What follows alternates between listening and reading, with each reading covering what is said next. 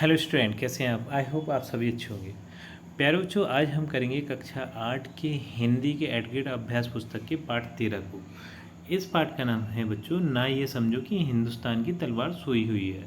तो बिल्कुल भी देर न करते हुए बच्चों चलते हैं इस पाठ के प्रश्नोत्तरों की ओर। बच्चों, इस पाठ का जो प्रश्न क्रमांक 1 है वो है, निम्नलिखित में से आगत शब्द कौन सा है? तो इसमें बच्चों जो विरासत है वो क्या है? आगत शब्द है। ठीक।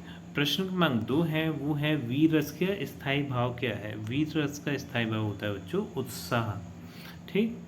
प्रश्न क्रमांक 3 है ये है, इनमें से किसने संवत्सर का आरंभ किया था? तो वीर शिवाजी ने संवत्सर का आरंभ किया था। ठीक। प्रश्न क्रमांक 4 है ये है ना समझो कि हिंदुस्तान की तलवार सोई है कविता का मूल भाव क्या है? इसका मूल भाव है बच्चों देश प्रेम। प्रश्न क्रमांक 5 है बच्चों, ये है अति लघु उत्तरीय प्रश्न।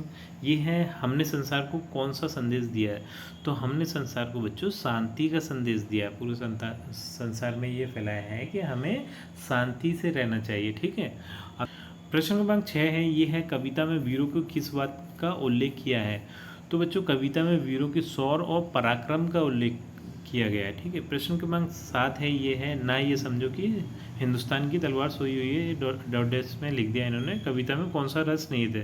तो इस कविता में बच्चों वीर रस नहीं थे, क्योंकि इस कविता को सुन के हमें उत्साह जागृत होता है।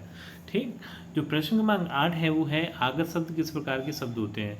तो इसका उत्तर है, आगत शब्द वे शब्द होते हैं जो अन्य देशों की भाषाओं से लेकर बोले जाते हैं।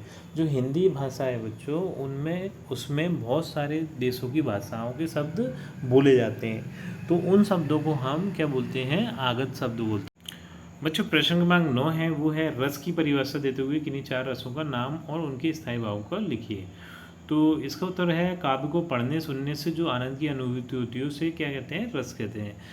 तो ये 4 रस हैं, श्रृंगार रस का स्थायी भाव होता है रति, वीर रस इसका स्थायी भाव होता है उत्साह, गरुण रस इसका स्थायी भाव होता है शोक, और हास्य रस इसका स्थायी भाव होता है हास। ठीक। प्रश्न क्रमांक 10 है ये है, ना ये समझो कि हिंदुस्तान की तलवार सोई है से क्या आशय है? तो इसका उत्तर हम लिखेंगे, इसका आशय है कि यह ना समझो कि हिंदुस्तान के वीर दुर्बल हैं। ठीक है। आज भी ये उसी तरीके से प्रबल है जैसे पहले हुआ करते थे। तो किसी भी भारत के दुश्मन को ये नहीं सोचना चाहिए कि भारत की तरफ वो बुरी निगाह उठाकर देखे। अब प्रश्न क्रमांक 11 है ये है, लहू देंगे मगर इस देश की माटी नहीं देंगे कथन से कवि का क्या आशय है? तो इस कथन से बच्चों कवि का आशय है कि भारत के लोग वीर अपना खून दे देंगे, मतलब अपना बलिदान दे देंगे, किंतु भारत की माटी का एक टुकड़ा भी किसी को भी नहीं देंगे। ठीक। इस प्रश्न क्रमांक 12 है बच्चों, ये है, हमारे मन में प्रलय की आग कब उठ सकती है और क्यों? तो इसका उत्तर हम ये है, यदि हमारे देश का कोई थोड़ी सी भी हानि पहुंचाए अथवा फिर युद्ध की बात कहे तो हमारे मन में प्रलय की आग उठ सकती है। ठीक। प्रश्न क्रमांक 13 है ये बच्चों, हमारे देश पर यदि कोई देश आक्रमण करे तो ऐसी स्थिति में हमारे कर्तव्य क्या होंगे? तो इस प्रश्न का उत्तर मैंने यहाँ पर लिख दिया है बच्चों, आप इस प्रश्न का उत्तर यहाँ से देखकर लिख लीजिएगा। अब चलते हैं बच्चों अगले प्रश्न की ओर। प्रश्न क्रमांक 14 है बच्चों, ये है, दिया है शांति का संदेश डैश लाचार सोई है, पद का आशय लिखिए। तो इस पद का आशय मैंने बच्चों यहाँ पर लिख दिया है, आप यहाँ से देखकर बड़े आराम से लिख सकते हैं।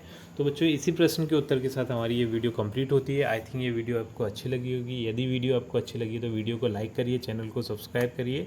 आपसे मिलते हैं अपनी अगली वीडियो में।